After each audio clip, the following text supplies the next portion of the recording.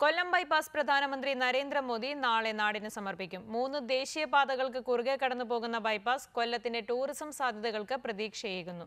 നീണ്ട നാളത്തെ കാത്തിരിപ്പിനൊടുവിലാണ് ബൈപ്പാസ് യാഥാർത്ഥ്യമാകുന്നത്. സംസ്ഥാനത്തിന്റെ ഗതാഗത മേഖലയ്ക്ക് പുത്തൻ നേട്ടമാണ് ഓഗസ്റ്റ് 15 ഉദ്ഘാടനം ചെയ്യപ്പെടുന്ന കൊല്ലം ബൈപ്പാസ്. തിരുവനന്തപുരം എറണാകുളം പാതയിൽ സമയലാഭം എടുക്കുന്ന ബൈപ്പാസ് യാത്രക്കാർക്ക് ഏറെ പ്രയോജനകരവുമാണ്. ബൈപ്പാസിലൂടെ യാത്ര ചെയ്താൽ കാണാൻ കഴിയുന്ന കാഴ്ചകൾ അതിമനോഹരവും. തിരുവനന്തപുരം ഭാഗത്ത് നിന്ന് വടക്കോട്ട് പോകുന്ന ദീർഘദൂര യാത്രക്കാർക്ക് ഏറ്റവും അധികം ബുദ്ധിമുട്ട് സൃഷ്ടിച്ചിരുന്നതാണ് കൊല്ലം നഗരത്തിലെ ഗതാഗത കുരുക്ക്. എന്നാൽ ഇന്ന് അതെല്ലാം പഴങ്കഥയാണ്.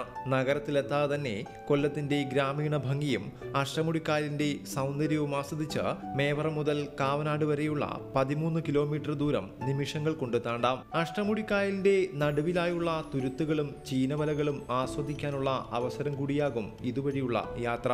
ബൈപ്പാസ് കൊല്ലത്തിന്റെ ടൂറിസം സാധ്യതകൾക്ക് പ്രതീക്ഷയേകുന്നു.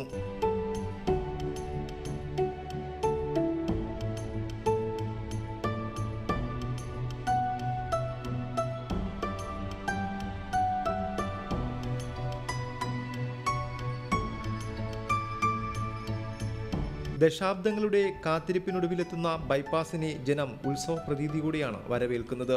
ഇത് കൊല്ലം ജനതയ്ക്ക് മൊത്തം ഗുണകരമാണ്.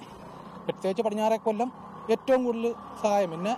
പിന്നെ കൊച്ചിയോട്ടം മൊത്തം ഗതാഗതം, ചിന്നക്കടയിലെ ഗതാഗതം ബ്ലോക്ക് മൊത്തത്തിൽ മാറിക്കിട്ടും.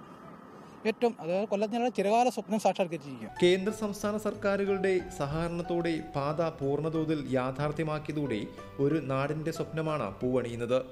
4 പതിറ്റാണ്ട് നീണ്ടുനിന്ന കാത്തിരിപ്പിനൊടുവിൽ പ്രധാനമന്ത്രി ബൈപ്പാസ് നാടിന് സമർപ്പിക്കുമ്പോൾ കൊല്ലത്തെ ടൂറിസം സാധ്യതകൾക്കും അതൊരു മുതൽക്കൂട്ടാക്കും.